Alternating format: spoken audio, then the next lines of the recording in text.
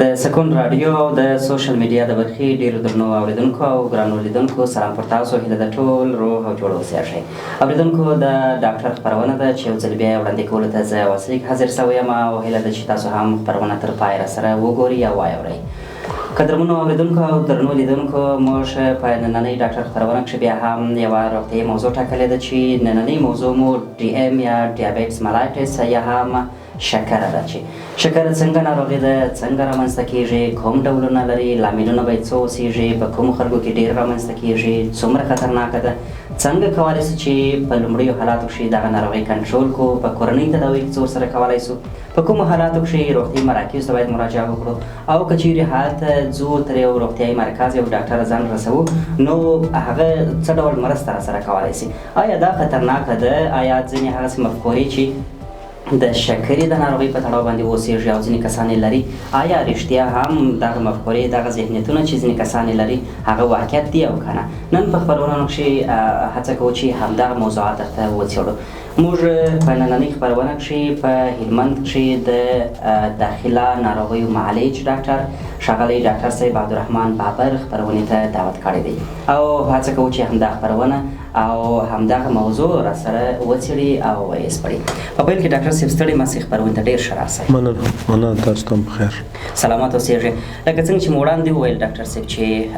شکر ناروغي څه ډول یو ناروغي ده او څنګه حالت په وجود کې رامنځته کوي؟ واثق صاحب، شکره خو یو داسې مرض دی، دا تمام یو کلینیکل سنډروم و چې هغه بیماری چې په کم کې د شکرې یا د شوګر نارمل مقدار نه په وینه کې د هغې مقدار سیوا شي او په بدن کې د انسولین د جوړولو فعالیت کم شي یا بالکل نه او هغه په وینه کې موجودیت نه ولري، نو دې ته موږ شوګر یا شکره ویلی شو یا ډایبیټکس ملایټس ویلو. بله، او دغه ډي ام ټایپونه لري، ډولونه لري؟ او ډایبیټکس زمونږ سره عموما لکه ټایپ 1 او ټایپ 2 یعنی دوه قسمونه لري، خو د دې سره سره یو قسم بل هم لري چې هغه ته ګیسټیشنل ډایبیټک وي. هغه زنانه چې هغه حملداري او هغو ته د حمل په وخت کې کم شکره کېږي هغه ته ګیسټیشنل ډایبیټک وي. بله، ډېر زیاته مننه. ډاکټر صاحب، دغه لومړی ټایپ یا دوهم ټایپ چې ټایپ 1 ټایپ 2 دا په کومو کسانو کې ډېر رامنځته کېږي؟ په ټولو کې یو شان اوسي؟ دا خو داسې ده چې ټایپ 1 او ټایپ 2 دا دواړه دا فرق لري. ټایپ 1 ډایبیټکس هغه دی چې په هغې کې کم انسولین چې چېرته جوړېږي چې هغه ته مطلب دا دی موږ د انډوکراین هغه حصه چې هغه د پنکریاز هغه حصه چې هغه ته موږ انډوکراین حصه و، ځکه دا انډوکراینل ډیزیز دی. نو په هغې کې چې کم زګنې کې انسولین جوړیږي لکه ویټا سیل چې کم انسولین پروډکشن کوي یا کم جوړ شي یا لکه پارشلی اگر مکمل متاثر شي یا مطلب دا دی چې پارشلی متاثر شي. نو چې کله مکمل متاثر شي چې اتیا او نواخله د 90 پورې مطلب دا دی چې هغه حصه متاثر شوي او انسولین بیټا سیل نشي جوړولی، دې ته موږ ټایپ 1 وو. او چې کم پارشلی دغه شي هغه ټایپ 2 خو د هغه عمرونه چې هغې د 40 کالو نه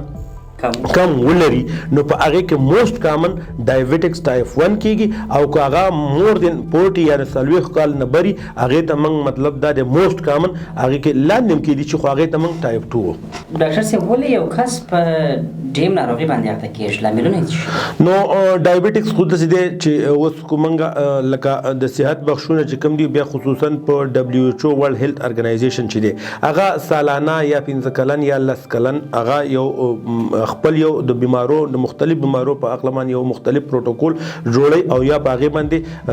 یو نظر ورکوي. نو د 2011 دغه مطابق دا و چې په ټوله ګرده نړۍ کې یعنی 300 او شپږ میلیونه خلک مطلب دا دی چې هغه په ډایبیټیز یا په ډي ام په شکرې په ناروغتیا باندې اخته. خو دا توقعات یې دی ورکلي، ایکسپیکټیشن دا یې ورکلي، اندازې ورکلې وه چې دا به د 2013 پورې دا 500 او 250 50 میلیونو خلکو ته ورسیږي. دا کم تاسو چې موږ ویل چې دا وجه څه لري یا کم عامل لري، نو په دې کې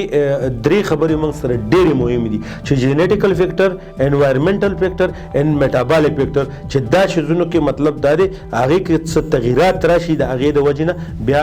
سړی په شکر اخته کېدی شي. ډاکټر صاحب هغه کلینیکي نښو نښانې به په ناروغ کې څه شی اوسېږي؟ ډایبټیک داسې بیماري ده چې ځینې بیماریان موږ سره راځي په هغې کې دې لیکلي چې ایسمپټومیټیک که نه، چې هغه لکه علامتونه یا کلینیکي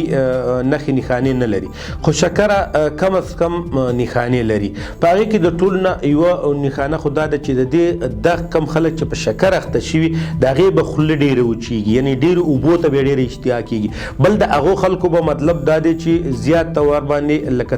یورین ډیر زیات پاس کوي، لکه تشې امتیاز به ډیر زیاتې کوي. بل هغه خلک به لکه بار وږي کېږي. بل پکې نور سره د دې سره سره نور علامتونه هم شته، خو ځینې علامتونه دا دي چې په هغې کې مطلب دا دی چې دا وجود کې یعنې په پښو لاسونو کې اوږدوالی راځي یا پکې داسې مرموره کې راځي. نو دا یو څو علامتونه چې دا په موسټ کامنلی باندې نور هم د دې سره کېدی شي. او ډاکټر صاحب که چیرې یو کس په ډي ایم ناروغۍ باندې اخته اوسېږي او پر وخت باندې تداوي ونه اوسېږي، آیا د دې په بیس کې به نورې ناروغۍ هم په وجود کې راپیدا سي؟ نو موږ په اول د دې په تعریف کې دا خبره کوو چې ډي ایم چې دی دا یو سنګل ډیزیز نه دی، دا کمپلیکس اف ډیزیز دی، د ډېرو بیماریانو اجتماع. خو ډېرو بیماریانو اجتماع په هغه وخت کې کېدی شي ځکه چې ډایبټکس یو چاته یعنې ډي ایم وشي، یعنې دا په شوګر په مرض باندې اخته شي، نو د دې قوه د مدافعتي نظام چې کوم دی، کوم چې دفاعي نظام دی، هغه کمزوری کېږي. نو د دې په سبب باندې په وجود کې ډېرې بیماریانې ډېرې په ایزیلی یعنې ډېرې په اسانتیا سره کېدی شي. خو شوګر چې دی که هغه په تداوي سره یا په غذایي رژیم سره یا د لایف سټایل سره په صحیح توجه سره ونه ساتل شي، نو دا ډېر کمپلیکیشن یعنې ډېرې نورې بیماریانې ځان سره پیدا کولی شي. په هغې کې خصوصا د سترګو بیماریانې دي، هغو کې د ګردو بیماریانې دي، هغې کې مطلب دا دی چې د نروز بیماریانې دي، نو دا پکې راتللی شي. او نور داسې انفیکشنونه دي چې هغه ډېر په اسانه سره یو چا هغه بیمار ته کېدلی شي. ډاکټر صاحب د غذایي رژیم یادونه وسوله، کوم خواړه دي چې ډي ایم ناروغي باید واخلي او کوم خواړه دي چې باید ورڅخه پرهیز وکړي؟ نو اول خبره خدا ده واثق صاحب چې زمونږ علمي اگاهي چې ده هغه ډیره کمزورې ده او بیا د صحت په بخش کې خصوصا ډیره زیاته کمزورې ده. اول خو پکار دا دی چې موږ کم از کم د صحت په حوالې سره د دې کامن ډیزیز چې کوم په دنیا کې ډیر زیات دي چې د هغې نه موږ ځان باخبره وساتو. په هغې کې یو شکره هم ده. د شکرې دپاره خو دا پکار دی چې موږ اول طور باندې خپل وجودونو وزن ډیر کم ساتو، روزانه تور باندې موږ ایکسرسایز وکړو، ډیر زیات هغه خواړه ونه کړو چې په هغې کې غوړ او خوږه ډیره شامله وي، ځکه چې د هغې سره مطلب دا دی وزن زیاتیږي، او چې وزن زیاتیږي بل چې کار نه کوو مطلب د هغې سره هم وزن زیاتیږي، زموږ د وجود کې هغې کم لکه د هغې سره انرژي زموږ نه یوټیلایز کیږي او په هغه کې یعنې واسپ مټیریل یا فاسد ماده پیدا کیږي او هغه شیزونه بیا براه راست د هغې په د وجود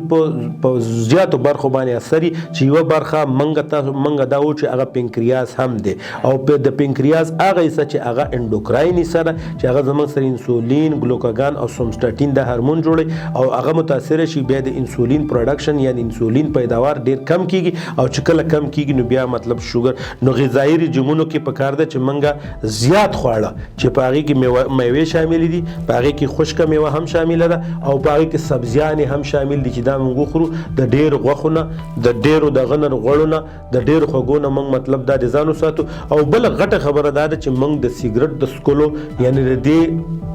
د دې نه بالکل ځان وساتو، ځکه چې سیګرټ څکل په وجود کې د ډېرو بیماریانو سبب جوړیږي. په هغې کې د شوګر په کازونو کې هم یو وجه ده او بل الکول خو موږ په اسلام کې هم منع دي او څکل هم نه دي پکار، خو بیا هم زموږ اواز خو به د طبابت دپاره دی، نو دا د یو لیمټ قوم دپاره د یو چا دپاره نه دی. نو په هغې کې که څوک الکول څکي نو هغې نه به هم اجتناب کوي. ډېره مننه ډاکټر صاحب یو څه چې تاسو وړاندې یادونه وکړله چې د ډي ام ناروغي یا شکرې ناروغي یو سنګل ناروغي نه ده، که چیرې په وجود کې دا ناروغي واوسیږي او بیا پر وخت تداوي ونه اوسیږي، کومې نورې ناروغۍ دي چې هغه به د ده په بیس کې رامنځته کېږي؟ ګوره کم خلک چې د شکرې نه اخته شي نو دې خلکو ته خو زه یو پیغام دا ورکوم چې دا خلک دې دومره ډار نه کوي چې ګنې شکره یو داسې مرض دی چې هغه لا علاج دی یا انکنټرولبل دی. بالکل شکر علاج هم لري او کنټرول کیږي هم، صحیح ده او کیږي نه مستقل تور باندې د یو کال د 2 کالو یا د 3 کالو یا د 6 کالو نه کم داسې دوايي لري چې هغه به ختم شي، نه داسې کم واکسینونه لري په دنیا کې د اگر چې په ډایبټیک باندې لکه دا غټه ایشو د ورلد وایډ، خو د لپاره مختلف قسمه دغه کیږي ریسرچ کیږي چې آیا د دې کم پیدا کوونکي لامل دي دا مرکو او بیا په دې دغه کې چې کم زمون سره د حصہ د پنکریاس چې هغه کم بیټا سیل دي هغه زمون ته انسولین جوړي چې دا موږ بیرته ریپیر کو، خو زه لوسته حل روان دي. خو اوس د دې وخت پورې موږ به دا کوشش کوو چې د خپل شکر بیمار دی خپل شکر کنټرول ساتي، نو بیا احتمال د دې خبرې شته چې کمی بیماریان میان ترانه شي، او کو چرته کنټرول ونه ساتي نو د شوګر ډیر بیماریان پیدا کوي چې په هغه کې د زړه حمله هم کېدی شي، په هغه کې د فالج حمله هم کېدی شي، په هغه کې د سترګو معذورتیا هم کېدی شي، په هغه کې مطلب دا دی چې د ګردو پیل کېدل هم کېدی شي، رینل فیلیر چورته وي او پیریفرل نیوروپاثي چورته وي هغه هم کېدی شي چې هغه په خو لاسونو کې په دې کې به حسي پیدا شي. بله ډیره مننه. په وروستیو کې ډاکټر صاحب د تداوی په موخه باندې یو میډیکل تداوی ده او یو ان میډیکل ده. نان میډیکل چې بله په کورنۍ تداوی کې کوم څه دي چې د دغه ناروغ لپاره ډیر مؤثر تمامیږي؟ نو کله چې زمون سره مریض تشخیص شي د ډایبټیک نو هغه منګه ته اویرنس کې تداور کو او هغه سره دا خبره کو چې تاسو به دا کوي چې 2 قسم لارې به د دې لپاره اخلي. و اول فرصت کې یا په اول لمحات کې موږ داخلو کړو د شوګر لیول ډیر زیات لوړ نه او په ارلی سټیج کې نو موږ د مریض ته چې ته لایف سټایل یعنی د ژوند تور طریقه بدل کا، تور طریقه دا بدل کا کو ته چرته کار نه کې تل کار کوا، تل تمرین کوا، تل ایکسرسایز کوا، کو ته هغه خوراکونه کې چې پاغي کې خوږی شامل دي، هغه کې غوړ پکې ډیر شامل دي، نو هغه ته کم از کم هغه پریک دوا، نور خوراکونه د شامل کا چې پاغي کې مطلب دا د سبزیجات دي هغه خوږی ونه لري، هغه میوجات چې هغه منګه سره ډیر خوږه لري هغه بیا په کم مقدار باندې موږ خورو، خو زیات هغه میوه موږ خورو چې پاغي کې خوږه کمه لکه مطلب دا موږ امرود وخورو یا بادرنګ وخورو، نو دا مطلب دا چې دا موږ د لپاره کوم د بیمار د لپاره کوم مشکل نشي جوړولای، خو هغه میوه چې هغه ډیر خوږه ولري نو هغه بیا کم استعمالي، بل کو سیب موږ خورم په داسې لیول باندې ونه خورو چې هغه ډیر دغه باندې کمی یا انګور دي یا نور دغه او سبزیان چې څومره دي هغه ټولي وخورو، او روزانه په خپل په لایف کې یا په خپل ژوند کې د ایکسرسایز نو کو هغه موږ په منډه په شکل کې وکړو، کو په عام قدمونو په شکل کې وکړو، یا کو موږ کم کار کوو چې هغه مطلب دا دی چې کې وکړو، او بل خبره دا ده چې موږ د وجود صحیح سا په ورځ کې څه نه څه نور ته وخیو چې نور په ولګيږي او په هغه په وجه باندې په وجود کې مطلب دا دی چې ځینې تغیرونه چې هغه راشي. ډیرو درنو لیدونکو او ګرانو کتونکو او درنو اوریدونکو ډیره مننه له تاسو څخه چې موږ مو واورېدلو او مو لیدلو. نن مو درته ډي ام ناروغي یا ډایبټس ملایټس او یا هم په عامه اصطلاح کې وایي چې د شکرې ناروغي درته څېړلې. په خپرونه کښې د همدې موضوع د څېړلو لپاره ښاغلی ډاکټر صاحب عبدالرحمن بابر چې د داخله ناروغۍ معالج ډاکټر دی موږ ته یې هم دغه موضوعات او دغه ناروغي راته وڅېړل. له تاسو هم ډیره مننه. روانه خپرونه پای ته ورسېدل. تر بلې اونۍ او بلې خپرونې ما اوسېږ ته اجازه راکړئ. ښه وختونه او ښه روغتیا. د خدای په امان.